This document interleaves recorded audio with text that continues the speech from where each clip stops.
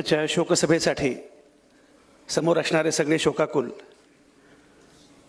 खरं म्हणजे मी स्वतः ज्या धक्क्यामध्ये आहे, गेले 3 दिवस झाले, पण त्या धक्क्यातून सावरायला मी स्वतः तयार नाही आहे. अजूनही असं वाटतं की कधीतरी अजितदादांचा फोन येईल आणि संजय राव काय म्हणताय, जरा भेटूया असं म्हणतील. मी तुम्हाला एक सांगतो, सगळ्यांची भाषणं झाली, सगळे बोलतायत, अजितदादा महत्त्वाचे होतेच, पण तुम्हाला मी सांगू का, तुम्हाला वाटतायत त्याहीपेक्षा अजित पवार हे फार महत्त्वाचे नेते होते. ते महाराष्ट्रातले शेवटचे लोकनेते, मास लीडर. आता नेता मातीतून उगवत नाही, आता नेता हवेतून पडतो. सोशल मीडिया, सर्वे, इमेज मेकिंग यातनं नेते आता तयार होतात. अजित पवार हा शेवटचा नेता होता जो लोकनेता होता. अजित पवार हे यशवंतराव चव्हाण स्कूलचे शेवटचे विद्यार्थी. तुम्हाला कल्पना नाही, अजित पवारांमुळे आपण काय गमावलंय याचा अंदाज आणि येत नाही. बाप मरतो ना, तेव्हा मैतीला बिचारी पोरं सगळ्यांचं बघत असतात, त्यांना कळतच नाही. 13व्याला कळतं बाप मेला म्हणजे काय झालं, तोपर्यंत अंदाज येत नाही. अजित पवार जाणं हे महाराष्ट्राचं अत्यंत प्रचंड मोठं नुकसान आहे.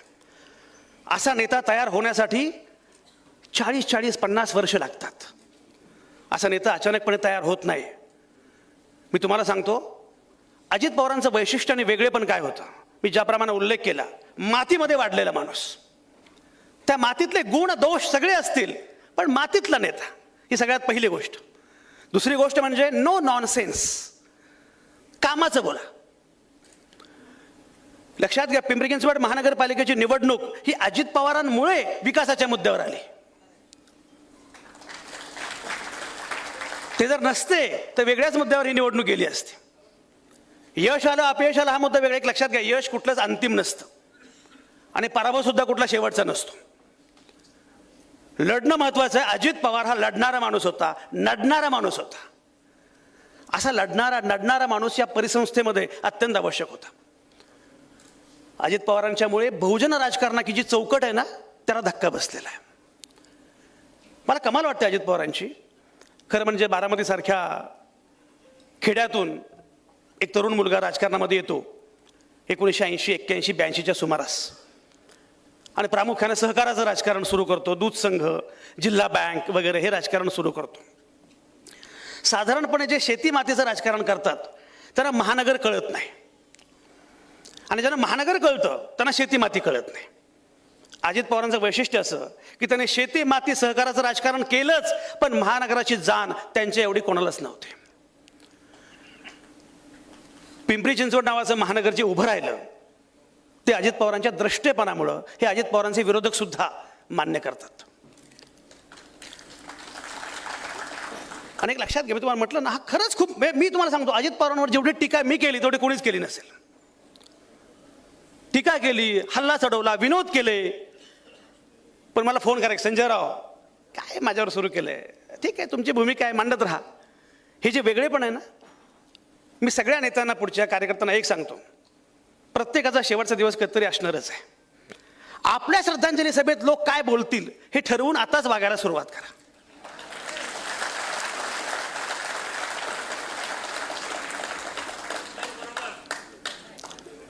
अरे आज काहीतरी कराल रे, पण जाल ना तेव्हा लोकांना खोटं का असेना बरं बोलता आलं पाहिजे. आत्ता अशी अवस्था आहे, म्हणजे लाखो लोक अजित पवारांमुळे जे शोकाकुल झालेले आहेत ना, ते लोक अक्षरशः ढसढस लढतायत. आणि ते केवळ पिंपरीमध्ये नाही, केवळ बारामतीमध्ये नाही, राज्याच्या कानाकोपऱ्यात, कोकणात, मराठवाड्यात, सगळीकडे खरी कमाई अजित पवारांची ही आहे. तुम्हाला एक सांगतो, मी म्हटल्याप्रमाणे जातीचा, धर्माचा, पंथाचा, भाषेचा काही विचार केला नाही. मुस्लिम उमेदवारांना त्यांनी जेवढी उमेदवारी दिली तेवढी कदाचित कोणीच दिली नसेल. जे परिवर्तनवादी पक्ष आहेत त्यातले सुद्धा कार्यकर्ते स्वतः जातीच्या पलीकडे गेलेत का मला माहिती नाही, पण अजित पवार मात्र जातीच्या पलीकडे गेलेले होते. कामाचं बोला, काम महत्वाचं, वेळ महत्वाची.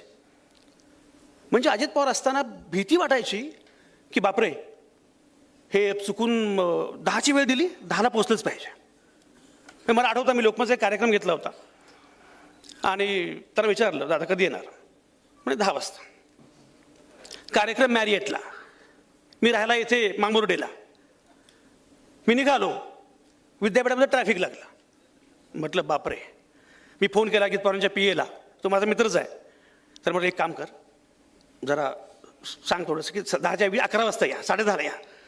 पण साहेब निघालेत. मी मॅरिएटला गेलो तर अजित पवार 9:15 वाजता, 9:50ला. मी म्हटलं दादा काय आहे? वेळ महत्वाची. ही वेळ पाळणारा नेता किती महत्वाचा माणूस होता, कामाचा बोलणारा नेता. तुम्हाला एक गंमत सांगतो. महानगरपालिकेमध्ये आयुक्त आणताना त्यांनी ज्या प्रकारचा विचार केला ना, की या माणसाने काम केलं पाहिजे.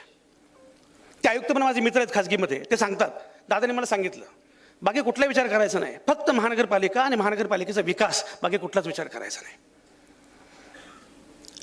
इतका मोठा माणूस होता हा. मला खरंच असं वाटतं की एक खूप मोठा माणूस गमावला आहे.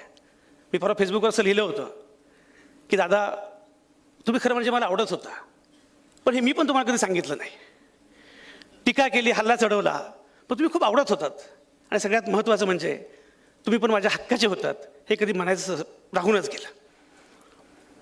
3 दिवस तुम्हाला मी सांगतो, 3 दिवस असं कधीच घडलं नाही. एखादा माणूस गेल्यानंतर एवढा धक्का. पत्रकारांना काय असतं, हे झालं की पुढे काय. पण मला मात्र इतके दिवस होऊन सुद्धा आजही असं वाटतंय की हे फार भयंकर घडलेलं आहे, फार वाईट घडलेलं आहे. एक लक्षात ठेवा कार्यकर्त्यांनी, सगळ्यांनीच, सगळ्या अजित पवारांच्या चाहत्यांनी एक ठरवलं पाहिजे. पहिली गोष्ट म्हणजे अजित पवारांनी आपल्याला हिंमत दिलेली आहे आणि त्यासाठी किंमत चुकवण्याची पण तयारी असली पाहिजे. ही हिंमत महत्वाची, पहिला मुद्दा. दुसरा मुद्दा, अजित पवारांचं वैशिष्ट्य काय माहिती आहे? इतकी वर्ष राजकारणात काम केल्यानंतर सुद्धा त्यांच्या शब्दाला किंमत होती. आपल्याकडे नेता आता बोलला, काय खरं याचं? तुमच्या शब्दाला किंमत तुम्हीच मिळवायची असते, इतर देत नाहीत. अजित पवारांनी काय केलं?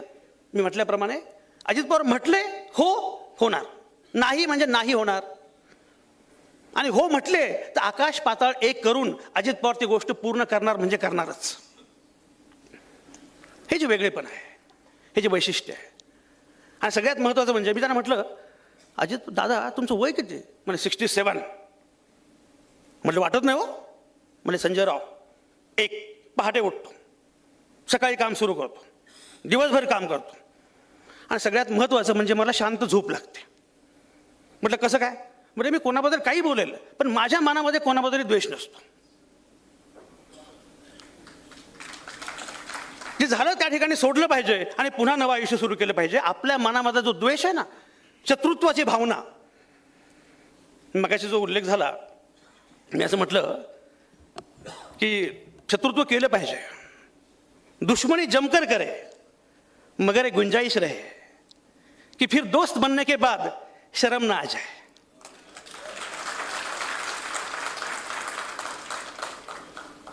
आणि म्हणून अजित पवार हे खूप महत्त्वाचे नेते. तुम्हाला सांगतो, त्याच मुलाखतीमध्ये मी मला स्वतः आज फार घाबरून आलं आहे. त्याच मुलाखतीमध्ये, लोकमतच्या मुलाखतीमध्ये मी त्यांना विचारलं की असा कुठला प्रसंग आहे की जी सल मनामध्ये वाटते. मला म्हटलं, संजयराव 2004 आम्ही मुख्यमंत्रीपद घ्यायला पाहिजे होतं. तेव्हा विलासरावांपेक्षा सुद्धा जास्त जागा आमच्या पक्षाकडे होत्या. तेव्हा जर CM झालो असतो तर सगळे जग बदलून गेलं असतं. त्यांना मी म्हटलं, अजित दादा तुम्ही CM होणार, आणि तुम्हाला हे नक्की सांगतो, महाराष्ट्राच्या मुख्यमंत्र्यांच्या यादीमध्ये एवढा कर्तबगार मुख्यमंत्री तुम्हाला शोधून सापडणार नाही. मी म्हटलं, दादा तुम्ही CM होणार, आणि सगळ्यात महत्त्वाची गोष्ट म्हणजे तुम्ही 100 वर्ष जगणार. म्हणजे प्रकृती ज्या प्रकारे आत्ता आहे, जो उत्साह आहे, जी एनर्जी लेवल आहे, तुम्ही सेंचुरी पूर्ण करणार. सगळं होत्याचं नव्हतं झालं, सगळं संपून गेलं. अजित पवारांना श्रद्धांजली पुणेकरांच्या वतीनं, पिंपरी चिंचवडच्या सगळ्या नागरिकांच्या वतीनं, तमाम महाराष्ट्राच्या वतीनं वाहताना मी म्हटल्याप्रमाणे आता आपली जबाबदारी आहे. आपण ठरवलं पाहिजे. काय काय ठरवलं पाहिजे? एक म्हणजे अजित पवारांच्या प्रमाणे लढता आलं पाहिजे. अजित पवारांनी काही केलं पण वैचारिक भूमिका सोडली नाही. तिकडे गेले असतील ते, पण फुले शाहू आंबेडकर ही भूमिका कधीच सोडली नाही. जात धर्माच्या पलीकडे दादांच्या हातामध्ये कधी गंडे दोरे बघितले का? हे शिका तुम्ही लोक. हा बाबा आणि तो बुवा, कर्मकांड, धार्मिक, हिंदुत्व, अमोक. त्यांना विचारलं धर्माचं काय, म्हणे संजय राव, राजकारण हा माझा धर्म आहे आणि विकास हे माझं कर्म आहे. हे मर्म आपल्याला कळायला पाहिजे. अजित पवारांचे आपण सगळेच चाहते आहोत, मित्र आहोत, कार्यकर्ते आहोत. या शहरामधला असं एक जणही नाही की ज्याला अजित पवारांनी घडवलं नाही किंवा स्पर्श केलेला नाही. आपण सगळेजण हा वारसा पुढे नेण्याचा प्रयत्न करू. एवढी श्रद्धांजली आज वाहतो. धन्यवाद.